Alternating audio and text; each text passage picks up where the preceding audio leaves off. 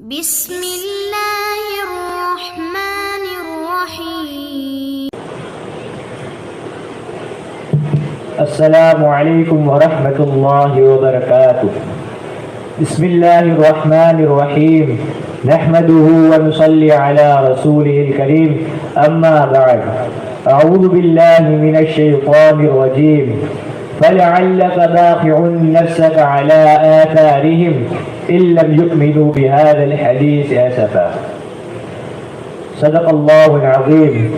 معزز سامعین اور صدر محترم، آج میں آپ لوگوں کے سامنے اس جلیل القدر، عظیم المرتبت اور رفیع الشان ہستی کے تذکرے کی سعادت حاصل کرنے جا رہا ہوں، جو اگر ایک طرف تاریخ انسانیت کا سب سے بڑا ہمدرد، سب سے بڑا غمخوار اور سب سے عظیم محسن ہے، تو دوسری طرف تاریخ ظلم و جور اور جبر تشدد کا سب سے زیادہ ستم زدہ اور سب سے زیادہ مظلوم و مکروب بھی ہے۔ ہاں، آج میں اس محسن اعظم کی داستان دلخراش اور قصہ دلنواز سناؤں گا۔ حضرات، آپ کو اچھی طرح معلوم ہے کہ 6 صدی عیسوی میں عالم انسانیت سسک رہا تھا، گلشن ارضی ماتم کدا بنا ہوا تھا، ہر سمت نفرت و عداوت کے شعلے بھڑک رہے تھے، کمزوروں پر ظلم و ستم کے پہاڑ توڑے جا رہے تھے، معصوم بچوں کو زندہ درگور کیا جا رہا تھا، غرض یہ کہ انسان وحشی درندہ بن چکا تھا، انسانیت تباہی و بربادی کے آخری نشان تک پہنچ چکی تھی کہ اچانک رحمت خداوندی جوش میں آئی اور عرب کے تپتے ہوئے صحرا میں اس نبی امی کا ظہور ہوا جو سارے جہاں کا درد اپنے دل میں سمیٹے ہوا تھا۔ جو کھنجر چلے کسی پہ تڑپتے ہیں امیر کا حقیقی مصداق تھا، جو انسانیت کا غمخوار مظلوموں کا مددگار تھا، جو یتیموں کا والی غلاموں کا مولا تھا۔ چنانچہ اس ذات مقدس نے ان تمام ظلم و ستم کے خلاف علم بغاوت بلند کی، مظلوم عورتوں کو باعزت مقام دیا، بگڑے ہوئے معاشرے کی اصلاح کی اور تڑپتی ہوئی انسانیت کی مسیحائی کی۔ حضرات، ایسی عظیم ہستی، ایسی مقدس ہستی، ایسی بابرکت ہستی تو اس قابل تھی کہ اسے سینے سے لگایا جاتا، اسے پلکوں پہ بٹھایا جاتا، اس کے مقدس پیغام کو سمجھا جاتا، مگر یہ خودغرض دنیا، انسانیت کی دشمن دنیا، ظلمت کی پرستار دنیا یہ کیوں کر برداشت کر سکتی تھی؟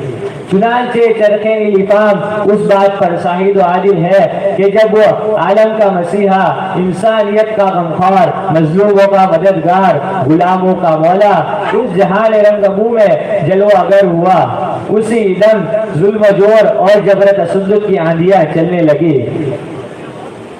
ظلم و جور اور جبر تشدد کی آندیاں چلنے لگی، ستم کوشی اور احسان فراموشی کا نیا ریکارڈ قائم ہوا، یعنی لوگ اپنے محسن و مسیحا کی دل آزاری و اظہار شانی میں مشغول ہو گئے۔ ہمہ دم ان کی یہی کوشش رہتی کہ آپ صلی اللہ علیہ وسلم کو کس طرح نقصان پہنچایا جائے اور کس طرح پریشان کیا جائے۔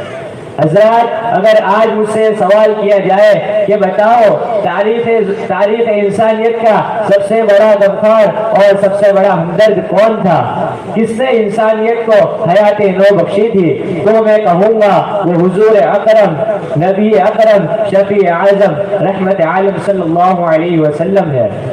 اور اگر آج مجھ سے سوال کیا جائے کہ بتاؤ تاریخ ظلم و جور اور جبر و تشدد کا سب سے زیادہ مظلوم اور سب سے زیادہ مکروب کون تھا، تو میں کہوں گا وہ حضور اکرم، محسن اعظم، فخر دو عالم صلی اللہ علیہ وسلم ہے۔ حضرات، کیا یہ دامن انسانیت پر بدنما داغ نہیں ہے؟ کیا یہ شرافت و صداقت کا قتل عام نہیں ہے کہ وہ ذات جو لوگوں کی ہدایت کے لیے تڑپتی رہی، لوگ اسے پتھر مارتے رہے، کہ وہ ذات جو لوگوں کی بھلائی کے لیے اپنے وجود کو گلاتی رہی، لوگ اسے گالیاں دیتے رہے، وہ ذات گرامی جو لوگوں کی کامیابی کے لیے دعائیں نیمے سبھی کرتی رہی، لوگ اسے قتل کرنے کے لیے گھات لگاتے رہے، وہ ذات جو لوگوں کی ہدایت کے لیے اپنے وجود کو بلاتی رہی، لوگ اسے گالیاں دیتے رہے، وہ ذات جو لوگوں کی کامیابی کے لیے دعائیں نیمے سبھی کرتی رہی، لوگ اسے قتل کرنے کے لیے گھات لگاتے رہے۔ حد ہو گئی انسانیت کی قساست و رذالت کی، احسان فراموشی و حق فراموشی کی، اور لاکھوں درود و سلام اس محسن اعظم صلی اللہ علیہ وسلم پر جو تمام کچھ سنتا رہا، سہتا رہا، اور پھر بھی ان کی کامیابی و کامرانی کے لیے تڑپتا رہا، سلگتا رہا، پگھلتا رہا۔ اور جائز افسوس مساوات کے نام پر اس محسن اعظم صلی اللہ علیہ وسلم پر طرح طرح کے الزامات لگا رہی ہے۔ ایسے وقت میں ہم پہ واجب ہے کہ ہم ان مادہ پرست دنیا کو بتائے کہ ان محسن اعظم اور رہبر کامل نے دنیا والوں کو کیا کیا دیا ہے، اور ان احسان فراموشوں سے پوچھنا چاہتا ہوں کہ بتاؤ انقلاب دہر کا روح روا وہ کون تھا؟ انقلاب دہر کا روح روا وہ کون تھا؟ باعث تخلیقی ہستی کن فقا وہ کون تھا؟ ہاں تم یہ کہہ سکتے ہو کہ یہ تمہاری باتیں ہماری سمجھ میں نہیں آ رہی کیونکہ اس کا تعلق روحانیت سے ہے۔ تو یہ مادہ پرستاروں بتاؤ، پتھروں کے زخم کھا کر بھی دعائیں جس نے دی، پتھروں کے زخم کھا کر بھی دعائیں جس نے دی، ایسا پھر شری سخن شری زباں وہ کون تھا؟ بتاؤ اس تڑپتی ہوئی انسانیت کی غمخواری کس نے کی؟ نفرت و عداوت کے نفرت کی آندھیوں میں سمع الفت کس نے جلائی؟ حکومت کی جہانگیری کی بنائی کس نے کی؟ عورتوں کو سماج میں باعزت مقام کس نے دیا؟ گالیاں سن کر دعائیں کس نے دی؟ اپنے قاتل کی جاں بخشی کس نے کی؟ اور دشمن اعظم کے گھر کو دارالامان کس نے بنایا؟ بتاؤ اے ظالموں، بتاؤ مذہبی اداروں میں شخصیت پرستی کے بجائے خدا پرستی کس نے قائم کی؟ مذہبی اداروں میں شخصیت پرستی کے بجائے خدا پرستی کس نے قائم کی؟ سماج کی تنظیمی کے لیے ظلم کے بجائے عدل کی بنیاد کس نے ڈالی؟ بتاؤ خاموش کیوں ہو؟ ہاں میں جانتا ہوں تمہارے پاس اس کا کوئی جواب نہیں۔ سنو، تاریخ شہادت دیتی ہے یہ تمام چیزیں انسانیت کو پیغمبر اسلام سے ملی، اور آپ صلی اللہ علیہ وسلم کے سوا کوئی نہیں جو ان کارناموں کو حقیقی طور پہ منسوخ کر سکے۔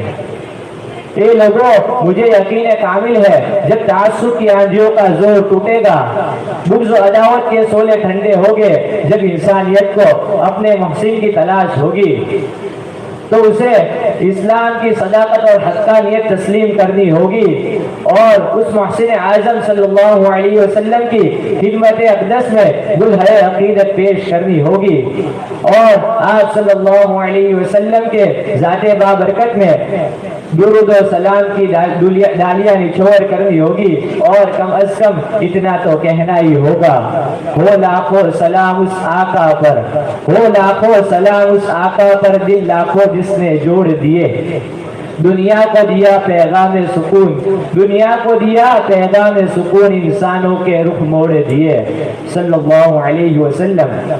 اور ہم سیدائیان نبوت کے لیے وہ نعت ہی کافی ہے جو حضرت محمد مولانا قاسم نانوتوی رحمۃ اللہ علیہ نے بارگاہ رسالت صلی اللہ علیہ وسلم میں پیش کر کر ان تمام عاشقین اور صادقین کی جذبہ صادق کی نمائندگی کی ہے، اور روح حقیقت سے پردہ اٹھاتے ہوئے والیانہ انداز میں فرمایا ہے، سب سے پہلے مشیت کے انوار سے، سب سے پہلے مشیت کے انوار سے نقش روح محمد بنایا گیا، پھر اسی نقش سے مانگ کر روشنی، پھر اسی نقش سے مانگ کر روشنی بزم کون و مقام کو سجایا گیا۔ وما علینا الا البلاغ۔ السلام علیکم۔